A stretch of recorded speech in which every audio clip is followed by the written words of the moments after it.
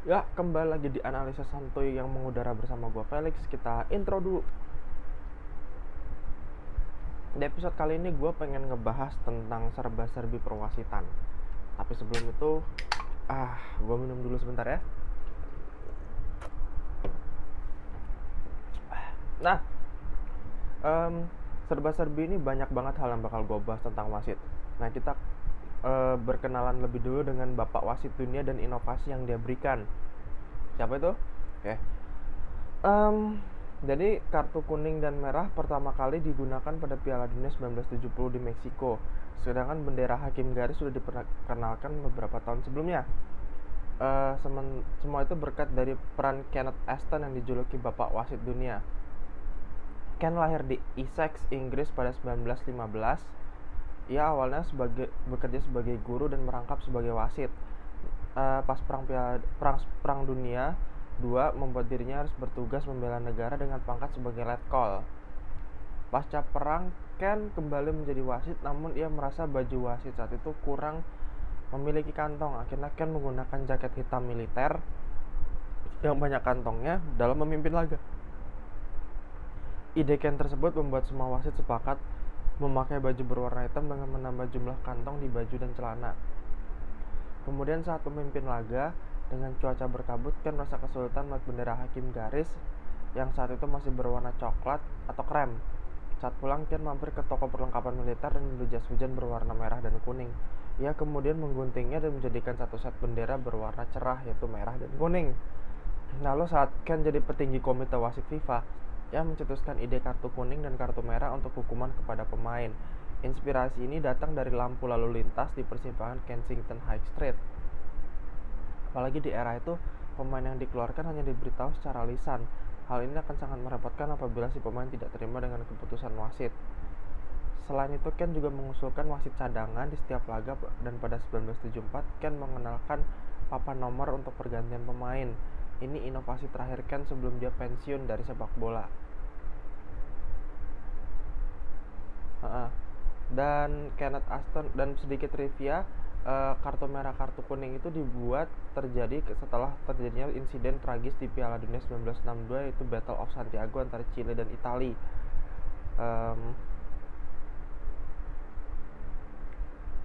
Nah, berikutnya adalah kita bicara tentang aturan perwasitan ya, aturan tentang wasit yang jarang diketahui. Ada beberapa mekanisme terkait dengan aturan wasit. Seperti apa? Pertama, wasit berwenang ngasih kartu merah atau kuning meskipun pertandingan belum dimulai atau sudah selesai, sekalipun selagi wasit masih berada atau telah di lapangan, di wilayah lapangan, belum keluar garis lapangan. Yang kedua, wasit tidak hanya dapat mengusir pemain saja, tapi juga mengusir pelatih, ofisial tim, bahkan tim medis. Tapi tim medis tersebut tetap diperbolehkan melakukan tindakan medis jika tidak ada tim medis lain yang tersedia. 3. Selama seorang wasit belum mengunci keputusannya dengan memulai kembali atau menyudahi pertandingan, ia masih dapat menarik kembali keputusan yang dia ambil. Tapi jika ia sudah memulai kembali atau menyudahi permainan setelah menyatakan terjadinya pelanggaran, atau setelah ia mengeluarkan seorang pemain, atau setelah ia menganulir sebuah gol, maka nggak seorang pun termasuk dia sendiri boleh mengubah keputusan yang sudah diambil. 4. Apakah boleh mempertanyakan keputusan wasit setelah pertandingan? Jawabannya boleh, asalkan ia mempertanyakan keputusan demi sebuah kejelasan. Tapi jika ia melakukan dengan harapan wasit mengubah keputusan, jelas gak tahu aturan. Jika seorang pemain merasa tidak melakukan pelanggaran namun wasit menyatakan demikian, pemain yang bersangkutan masih berhak mempertanyakan keputusan wasit hingga pertandingan dilanjutkan lagi. Tapi ingat, protes tetap harus dilakukan dengan sopan, tidak boleh berlebihan, apalagi sampai menghina dan main fisik.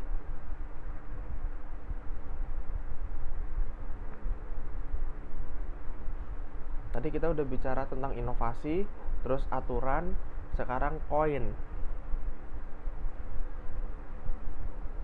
Pasti banyak yang nanya-nanya, koin apa sih yang dipakai pada saat wasit melakukan undian toss, baik itu mau kick off ataupun adu penalti. Nah, kita mulai dari dulu sejarahnya ya. Kenapa sih harus pakai koin? Kenapa nggak gunting batu kertas? Nah, tos-tosan sebelum kick off itu terinspirasi dari zamannya orang Yunani kuno. Jadi orang Yunani kuno akan mengundi koin jika mereka tidak bisa menentukan keputusan dalam musyawarah. Lalu hal itu diadopsi oleh berbagai macam olahraga termasuk sepak bola. Sebelum kick off itu jenis koin apa yang dipakai? Sebenarnya ini aturan nggak tertulis dalam law of the game. Hanya saja saat pertandingan resmi timnas, koin yang dipakai adalah koin logo FIFA dan logo Fair Play. Kalau bukan pertandingan antar timnas, koin yang dipakai jenis apa? Nah, macam-macam. Biasanya wasit akan pakai koin berlogo Federasi Sepak Bola mereka, atau bisa juga dengan uang koin resmi negara. Ada yang lucu waktu pertandingan timnas Kolombia Paraguay lawan Kolombia dan Paraguay di Copa America Centenario. Saat itu koin tos-tosan tersebut tidak menunjukkan salah satu sisinya saat jatuh, tapi koinnya jatuh secara vertikal. Gak heran kalau James Rodriguez dan sang kapten juga Justo Villar yang jadi kapten langsung ketawa.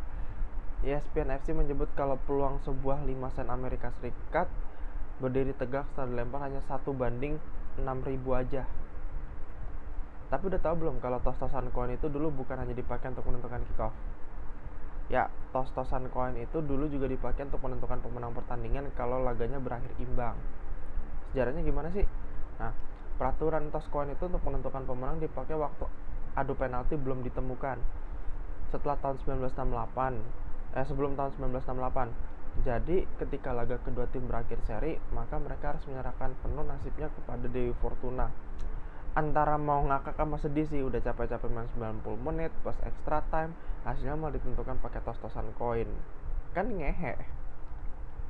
Penggunaan koin untuk menentukan pemenang laga terakhir digunakan pada Liga Champions Celtic lawan Benfica musim 69-70. Metode ini menghasilkan peristiwa lucu. Nggak ada gol tercipta di babak perpanjangan waktu, sehingga kedua tim menggelar lempar koin di ruang ganti wasit. Saat itu pendukung Benfica antusias menunggu pengumuman pemenang. Kabar akhirnya datang dari pengeras suara dan menyatakan kemenangan untuk Benfica. Fans bersukacita. Masalahnya sang pembawa pesan melakukan kesalahan. Pemenang koin ternyata Celtic. Akhirnya sorak-sorai pendukung Benfica berubah jadi keheningan seketika. Dan itu juga yang membuat Benfica terus berlanjut kutukan Bela Goodman-nya. Ada yang unik juga di pertandingan final Piala Dunia tahun 74. Saat itu koin dari Indonesia digunakan untuk toss koin sebelum kick off. Koin yang dipakai adalah koin khusus dari Bank Indonesia yang bekerja sama dengan Lembaga Konservasi Alam atau WWF dan Lembaga Konservasi Dunia UNC.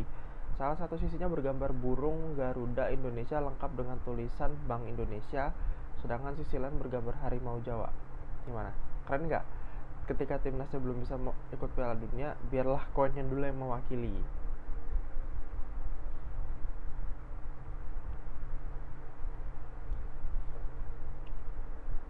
Sekarang kita akan belajar tentang besaran gaji seorang wasit itu seberapa sih. Nah, kita contoh ambilnya di Premier League ya. Wasit Premier League, menurut data dari Premier League Referee Salary and Appointment, wasit di Inggris akan mendapatkan besaran gaji sekitar 200.000 euro sampai 70.000 euro per tahun, atau sekitar 4 sampai 1,3 miliar tergantung nama besar wasit.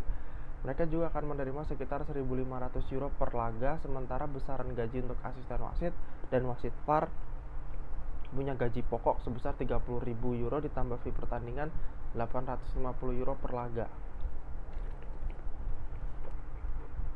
Kalau di Serie A, wasit utama yang bertugas dibayar 3.800 euro atau 60 juta per match. Bedanya dengan IPL, wasit di Serie A dibayar per match, bukan per tahun. Jadi bukan kayak wasit tahunan yang dibayar per tahun walaupun nggak mimpin pertandingan. Sementara asisten wasit Serie A dibayar 1.000 euro per match, 16 juta. Sedangkan official pertandingan keempat 500 euro per pertandingan atau sekitar 8 juta. Sedangkan wasit utama VAR dibayar 1.500 euro per pertandingan atau 4 juta, dan asistennya digaji 700 euro per match, 11 juta. Kalau Bundesliga besaran gajinya itu mendapatkan sekitar 3.800 euro atau sekitar 64 juta. Dan untuk bayaran asisten wasit dan wasit VAR dapat 1.000 euro per match atau sekitar 16 juta. Di La Liga Spanyol sejak musim 2018-2019 menurut laporan Mundo Deportivo, mereka mendapat gaji sebesar 296.000 euro atau 5 miliar per tahun.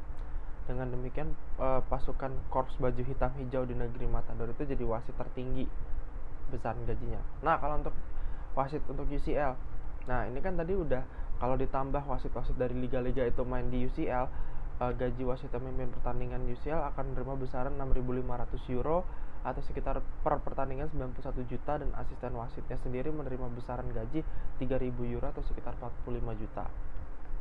Nah, kalau naik yang lebih tinggi lagi yaitu Piala Dunia, gaji wasit edisi 2018 terakhir menurut media olahraga Brazil UOL Esporte, selama Piala Dunia mereka mendapat 57.000 euro atau setara 936 juta. Angka tersebut bukan termasuk bayaran yang diterima setiap memimpin pertandingan. Mereka masing-masing mengantongi 2.500 atau sekitar 42 juta per laga. Ini nggak enak ngomongnya nih. Liga 1 kita deh. Gaji Liga 1 gimana? Kalau Liga 1 per 2009 wasit Indonesia digaji 5 juta per laga, tapi 2020 gaji mereka naik 6,5 juta per laga. Kemudian untuk asisten wasit 2,5 juta dan jadi 3 juta di setiap pertandingan. Wasit Torik M. Al-Katiri pun mengaku sangat bersyukur dengan gaji besar tersebut karena berbeda dengan Liga Super Malaysia yang menggaji wasit hanya sekitar 1,5 juta rupiah per laga.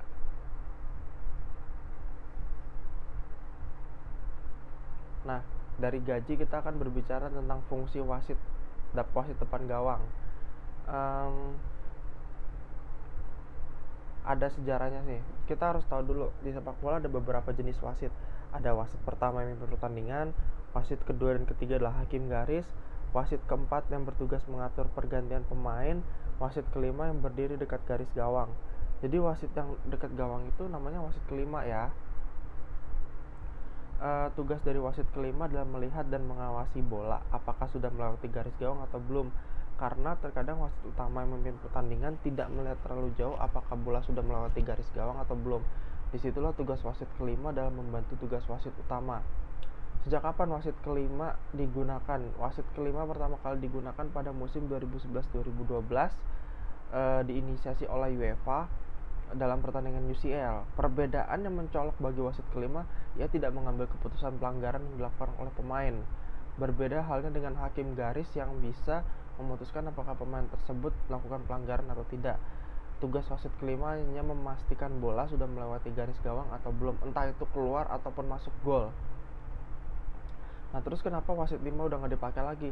Karena sudah ada GLT atau goal line teknologi. Jadi bola bisa terpantau masuk atau belum dengan teknologi tersebut. Eksistensi wasit kelima hanya bertahan selama 3 tahun karena pada 2014 GLT diperkenalkan dan diterapkan di seluruh kompetisi di seluruh dunia. Nah, udah lebih paham kan tentang fungsi wasit kelima. Belum lagi sekarang mereka punya VAR. Nah, terakhir ini kita akan bahas tentang wasit-wasit top yang bisa dibilang sudah kita lihat selama ini di pertandingan-pertandingan. Ada siapa aja? Ada Frank de Blacker. Frank adalah wasit berkebangsaan Belgia, kelahiran 1 Juli 1966. Dia mengawali karirnya sebagai pengadil lapangan resmi FIFA di usia 32 tahun. Dia pernah dinobatkan jadi wasit terbaik Belgia sebanyak 7 kali. Frank dipercaya memimpin ratusan laga di berbagai kompetisi bergengsi seperti Euro 2004, Euro 2008, Piala Dunia 2006, dan Piala Dunia 2010. Pedro Proença. Nah, ini wasit asal Portugal kelahiran 1970 yang masih aktif memimpin laga. Dia terkenal akan keadilannya di lapangan. Proença mencatat rekor sebagai wasit pertama yang memimpin final UCL dan Euro di tahun yang sama, yaitu 2012. Lalu keadilan Proença udah nggak perlu diragukan lagi. Dia pernah jadi wasit terbaik dunia versi EFFHS. Michael Fautrot. Fautrot wasit berkebangsaan Prancis di dekade 80-an sampai 90-an yang berpengalaman memimpin banyak laga penting termasuk 2 gelaran Piala Dunia. Dia juga sempat dapat gelar wasit terbaik dunia 2 kali dari EFFHS, tapi nama Fautrot juga pernah tercoreng karena terlibat dalam kasus penyuapan yang menyebabkan dia dan AS Roma tahun 1986 silam. Peter Michelsen. Denmark punya banyak wasit berbakat dan Michelsen adalah salah satunya. Sering dianggap sebagai pionir dari pencapaian itu. Michelsen sudah dipercaya FIFA buat mimpin laga Piala Dunia tahun 90. Lalu waktu dia masih 30 tahun, wasit yang pensiun setelah kualifikasi Piala Dunia 98 ini punya karir yang cukup singkat tapi mampu 2 kali jadi wasit terbaik dunia versi IFFHS. Sandor Pool, ini wasit asal Hongaria yang meraih puncak ketenarannya waktu memimpin 4 laga Piala Dunia tahun 94. Wasit yang dikenal teguh pada pendiriannya ini dinobatkan menjadi wasit terbaik dunia 4 kali beruntun di pertengahan dekade 90-an.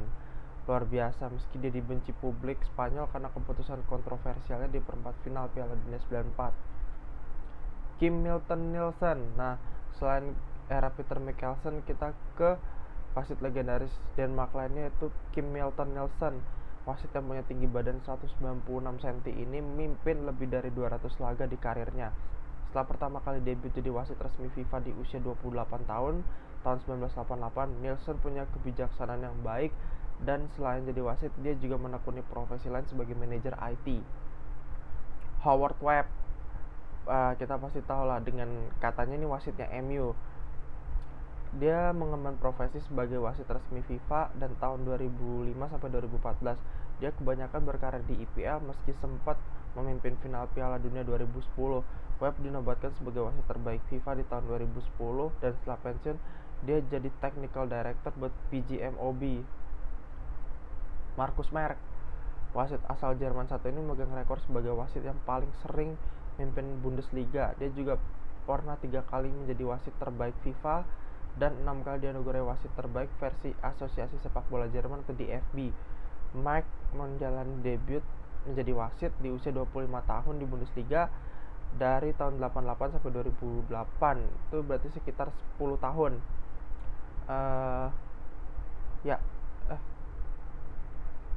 Sekitar 20 tahun. Selain jadi wasit, dia juga adalah dokter gigi. Nah, tentu kita nggak mungkin lupa dengan satu sosok ini yang paling garang dan botak, yaitu Pierluigi Collina. Ya, dia adalah wasit yang berkarir jadi wasit FIFA dari tahun 95 sampai 2005 atau 10 tahun.